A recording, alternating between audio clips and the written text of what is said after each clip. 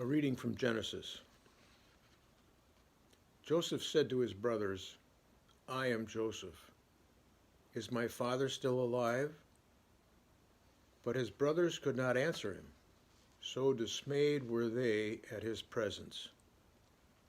Then Joseph said to his brothers, "Come closer to me." And they came closer.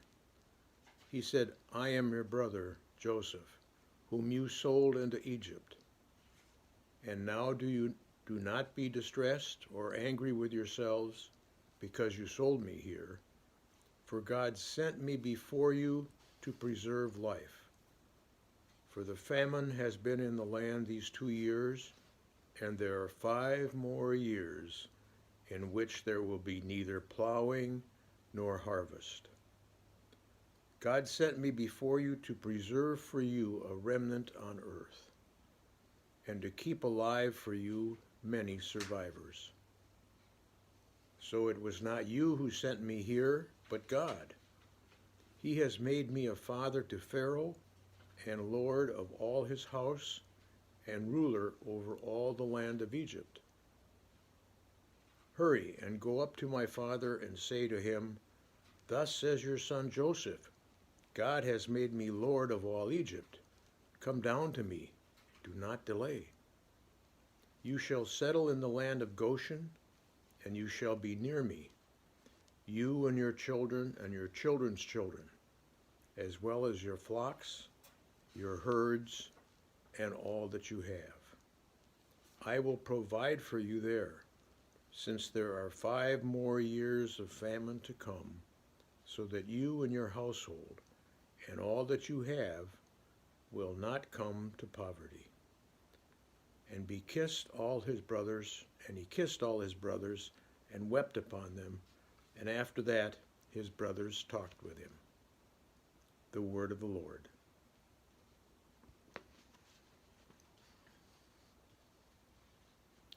A reading from 1 Corinthians. But someone will ask, how are the dead raised? With what kind of body do they come?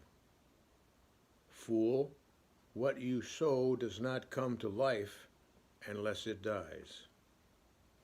And as for what you sow, you do not sow the body that is to be, but a bare seed, perhaps of wheat or of some other grain. But God gives it a body as he has chosen, and to each kind of seed its own body. So it is with the resurrection of the dead. What is sown is perishable, what is raised is imperishable.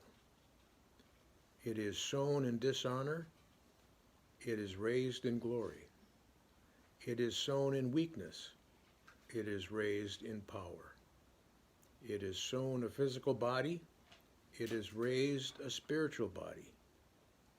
If there is a physical body, there is also a spiritual body.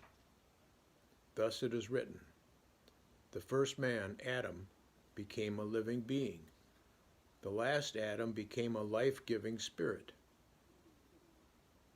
But it is not the spiritual that is first, but the physical, and then the spiritual. The first man was from earth, a man of dust. The second man is from heaven. As was the man of dust, so are those who are of dust. And as is the man of heaven, so are those who are of heaven. Just as we have borne the image of the man of dust, we also will bear the image of the man of heaven. What I am saying, brothers and sisters, is this: flesh and blood cannot inherit the kingdom of God, nor does the perishable inherit the imperishable. The word of the Lord.